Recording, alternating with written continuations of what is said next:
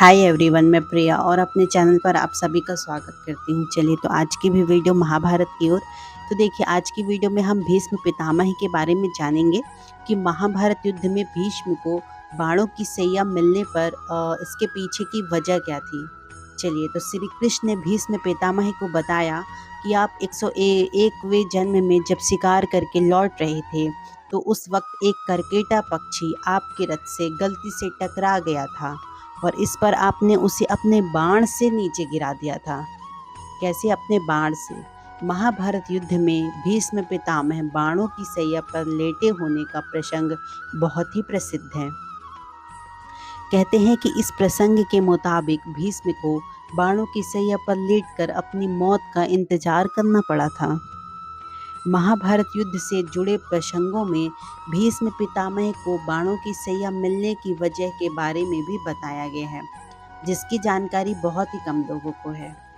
यह प्रसंग जानना हम सबके लिए इसलिए भी जरूरी है ताकि हम यह समझ सकें कि हमारे बुरे कर्मों का फल हमें अगले जन्म तक मिलता रहता है। भीष्म पितामह बड़े ही तपस्वी थे, वे बड़े ही पराक्रमी थे।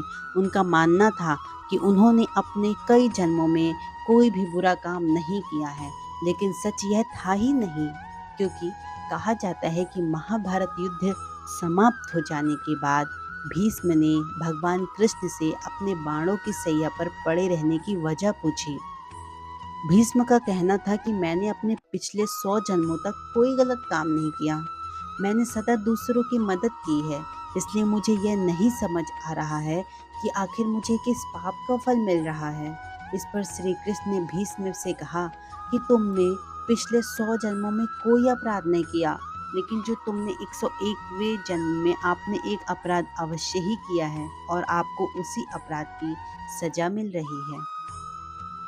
श्री कृष्ण ने बताया कि आप 101वें जन्म में जब शिकार करके लौट रहे थे, उस समय एक करकेटा पक्षी आपके रथ से गलती से टकरा गया था।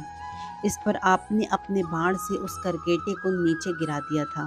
वह पक्षी नीचे कांटों की झाड़ियों में जा गिरा था और उसमें 18 दिन तक फंसा रहा। उस पक्षी ने आपको श्राप दिया था कि आप भी एक दिन यह दर्द झेलेंगे। इसके अलावा इस बात का भी उल्लेख मिलता है कि द्रौपदी के चीरहरण के समय चुपचाप सिर झुकाकर बैठे रहने की वजह से भीष्म पितामह को बाणों की सैया मिली थी। कहते हैं कि चर्चित पात्रों में से एक जो भीष्म पितामह थे, महाभारत में सबसे चर्चित पात्रों में से थे। हृदय से दयालु, मम स्पर्शी, सदैव सन्मार्ग पर चलने वाले भीष्म पितामह को अपने आखिरी वक्त में इतनी पीड़ा क्यों सहन करनी पड़ी।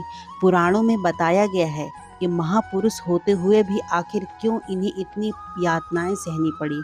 यह सब उनके पूर्व जन्म के पाप का नतीजा था। युद्ध में उनका शरीर बाणों से छलनी हो गया और उनके बाणों की सैया पर लेट कर अपना अंतिम वक्त गुजारना पड़ा। पितामह को इच्छा मृत्यु का भी वरदान प्राप्त था, इसलिए पूरा शरीर छलनी के होने के बाद भी उन्होंने प्राण नहीं त्यागे, क्योंकि उस वक्त सूर्य दक्षिणायन में चल रहे थे। धार्मिक मान्यता के अनुसार जिस व्यक्ति की मृत्यु दक्षिणायन में होती है, उसे मरने के बाद नरक की प्राप्ति होती है। उन्हें पिता शांतनु से इच्छा मृत्यु का वरदान प्राप्त था, इसलिए वे गहन पीड़ा सहन करते रहे और सूर्य के उत्तरायण आने के बाद ही अपने प्राणों का त्याग कर दिया। कहते हैं कि भीष्म पितामह के पूर्व जन्म के बारे में शास्त्रों में यह बताया गया है कि शास्त्रों के अनुसार 8 वसु थे। एक दिन सभी 8 वसु वशिष्ठ ऋषि के आश्रम में गए। भीष्म पितामह भी अपने पूर्व जन्म में उन 8 वसुओं में से एक थे। उन जन्म में उनका नाम घोवशु था। घोवशु को आश्रम में बंधी हुई कामधेनु गाय को देखकर लालच आ गया। उन्होंने उस गाय को चुरा लिया और बाकी सब वशुओं ने गाय चुराने में उनकी मदद कर दी। वशिष्ठ ऋषि को जब इस बारे में पता चला तो उन्होंने सभी वशुओं को पृथ्वी लोक पर मनुष्य के रूप में जन्म लेने का श्राप दे दिया। सभी वशुओं ने ऋषि से अपने अपराध की क्षमा मांगी तो उन्होंने घो को छोड़कर बाकी वशुओं को क्षमा कर दिया। उन्होंने सजा को धरती पर जन्म लेने की श्राप से मुक्त होने तक सीमित कर दिया, मगर घो की लंबी आयु तक मनुष्य रूप में धरती पर रहने की सजा को बरकरार रखा। वो कोई और नहीं, घो ने अगले जन्म मतलब गंगा माँ के पुत्र के रूप में जन्म लिया, जिनका नाम भीष्म पितामह पड़ा। बड़े होकर उन्होंने युद्ध शस्त्र कला की शिक्षा परशुराम जी से प्राप्त की। देवराज इंद्र ने उन्हें दिव्य अस्त्र प्रदान किए और मार्कंडेय जी ने उन्हें चिरयौवन का वरदान दिया। महाभारत के युद्ध में पांडवों के प्रति उनका स्नेह विवाद ही मुख्य वजह बनी। वह रोजाना 10,000 सैनिकों और 1,000 घुड़सवारों को मार रहे थे, लेकिन पांडवों का वध नहीं कर पा रहे थे।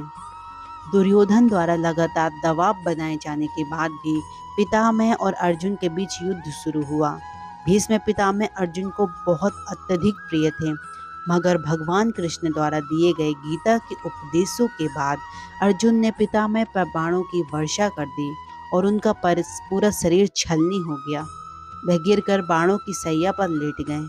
कई दिनों तक पीड़ा को सहन करने के बाद सूर्य के उत्तर नारायण होने पर उन्होंने अपने प्राण त्यागे। पूर्व जन्म के कारण ही उन्हें अपनों से ही युद्ध करना पड़ा और इस तरह का हश्न भी हुआ। भीष्म पितामह मतलब भीष्म पितामह का नाम सुनते ही आपको ऐसा नहीं लगता कि वे बहुत ज़्यादा पराक्रमी योद्धा और सशक्त चेहरे मतलब याद आ जाता है। एक ऐसा पितृभक्ति पुत्र जिसने अपना पूरा जीवन एक प्रतिज्ञा को निभाने में निकाल दिया। एक ऐसे निष्काम कर्मयोगी जिसने अपने पिता के लिए अपने जीवन और अपनी इच्छाओं और सुखों का त्याग कर दिया।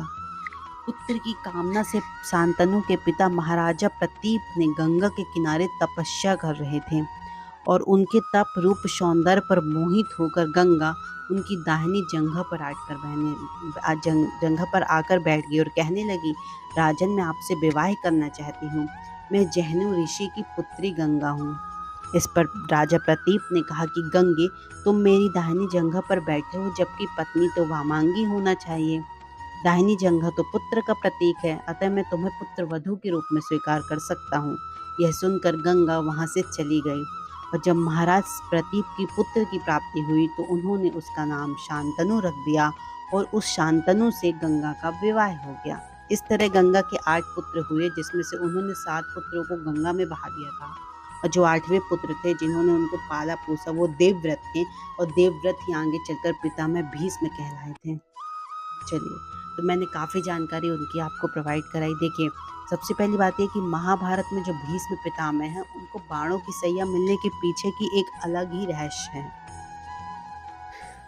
कहते हैं कि अगर आप छोटी सी भी गलती कर देते हो तो जो उसकी सज़ा बहुत बड़ी मिलती है।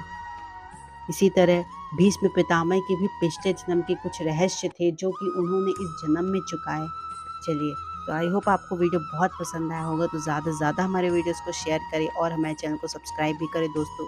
Thank you so much. जय श्री कृष्ण, जय श्री राम।